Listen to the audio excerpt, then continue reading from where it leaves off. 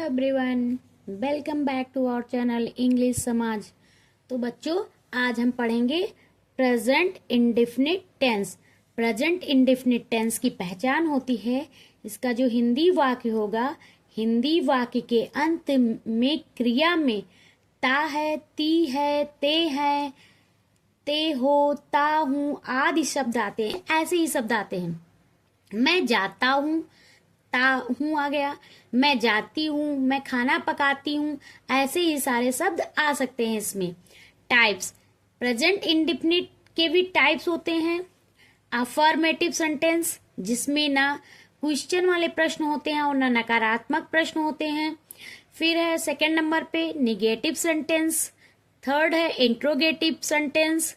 Fourth है interrogative plus negative sentence, जिसमें प्रश्न भी पूछा जाता है और निगेटिव और नकारात्मक वाक्य भी होती हैं। तो अब हम देखेंगे अफर्मेटिव सेंटेंस के रूल। पहले इसमें सब्जेक्ट आता है, फिर वर्ब आता है और वर्ब में यस या ईएस जुड़ा होता है। और यस या ईएस किसमें जोड़ा जाता है? जब ये सिंगुलर सब्जेक्ट हो तब। प्लस ऑब्जेक्ट आता है, जैसे तुम खाना पकाते हो, यू कुक फूड। इसमें यू सब्जेक्ट हो गया, कुक वर्ब हो गया, फूड हमारा ऑब्जेक्ट हो गया। सेकंड नंबर पे है निगेटिव सेंटेंस के रूल। इसमें पहले सब्जेक्ट प्लस डू या डज। डू हमारा प्लूरल सब्जेक्ट होने पे आएगा, डज सिंगुलर होने पे आता है, प्लस नॉट आता है, प्लस वर्ब आता है, प्लस ऑब्जेक्ट आता है। जैसे तुम खाना नहीं पकाते हो, तो लास्ट में हमें पता चल जाएगा ते हो की अकॉर्डिंग ते हो कि ये प्रेजेंट इंडेफिनिट है। You do not cook food, you subject हो गया, ये हमारा सब्जेक्ट हो गया। ये हमारा डू डज जो हमारा हेल्पिंग वर्ब होता है, ये हमारा हेल्पिंग वर्ब हो गया। नॉट आ गया हमारा, फिर कुक हमारा वर्ब हो गया, ये हमारा ऑब्जेक्ट हो गया। ठीक है। फिर हम आ जाते हैं थर्ड नंबर पे इंट्रोगेटिव सेंटेंस के रूल। इसमें पहले क्वेश्चन वर्ड लिखते हैं, देन हम डू डज लगाएंगे, देन हम सब्जेक्ट करेंगे, फिर हम वर्ब लिखेंगे, प्लस ऑब्जेक्ट आएगा। लेकिन कभी कभी क्वेश्चन वर्ड नहीं लगाते हैं। क्यों? क्योंकि जब क्या जैसे प्रश्नवाचक शब्द पहले आ जाते हैं, जब हमारा वाक्य क्या से शुरू होता है, तब हम उसका स्टार्टिंग जो है हेल्पिंग वर्ब से करते हैं। वहां पे हम लिखेंगे पहले डू या डज लगाएंगे, फिर हमारा सब्जेक्ट आएगा, फिर हमारा वर्ब आएगा, देन हमारा ऑब्जेक्ट आएगा। जैसे तुम खाना क्यों पकाते हो, तो हम यहाँ पे पहले क्वेश्चन वर्ड लिखेंगे व्हाई, फिर हेल्पिंग वर्ब डू डज में से डू लगाएंगे किसके अकॉर्डिंग? ये जो हमारा सब्जेक्ट है इसके अकॉर्डिंग, यू के अकॉर्डिंग डू।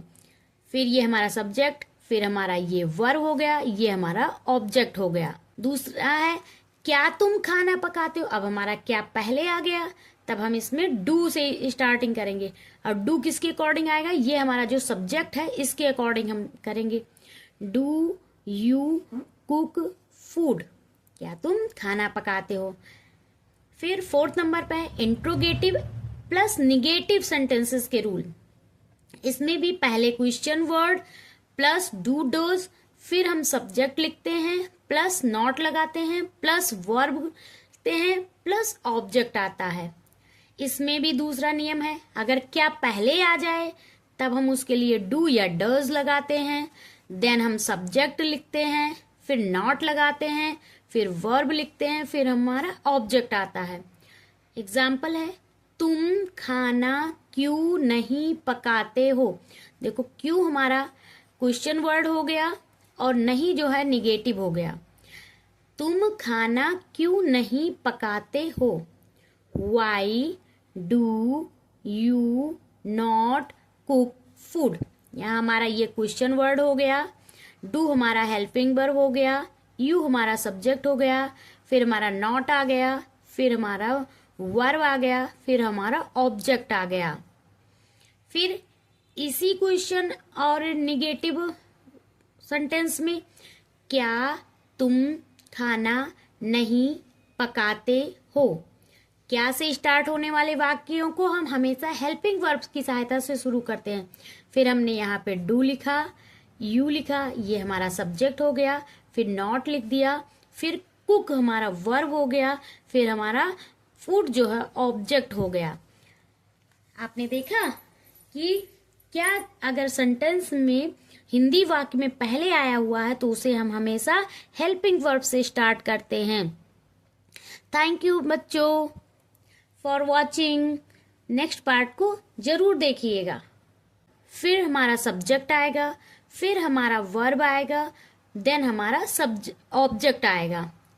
जैसे तुम खाना क्यों पकाते हो, तो हम यहाँ पे पहले क्वेश्चन वर्ड लिखेंगे व्हाई, फिर हेल्पिंग वर्ब डू डज में से डू लगाएंगे किसके अकॉर्डिंग, ये जो हमारा सब्जेक्ट है इसके अकॉर्डिंग, यू के अकॉर्डिंग डू, फिर ये हमारा सब्जेक्ट, फिर हमारा ये वर्ब हो गया, ये हमारा ऑब्जेक्ट हो गया। दूसरा है क्या तुम खाना पकाते हो, अब हमारा क्या पहले आ गया, तब हम इसमें डू से स्टार्टिंग करेंगे। और डू किसके अकॉर्डिंग आएगा, ये हमारा जो सब्जेक्ट है इसके अकॉर्डिंग हम करेंगे।